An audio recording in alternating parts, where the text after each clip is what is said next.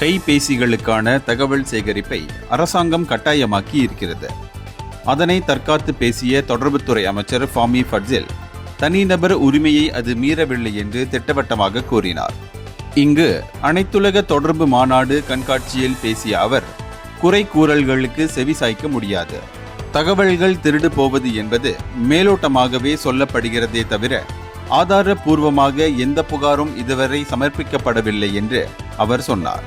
மலேசிய தொடர்பு பல்லூடக ஆணையத்தின் இந்த முடிவுக்கு பலர் கண்டனம் தெரிவித்திருக்கலாம்.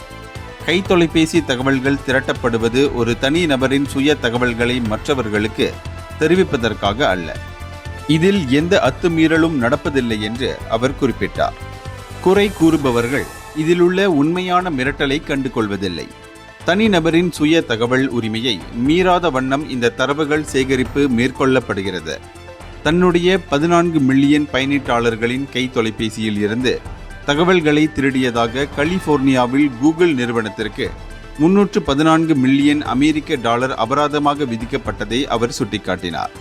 இந்தியர்களின் இதய குரல் மக்களோசை.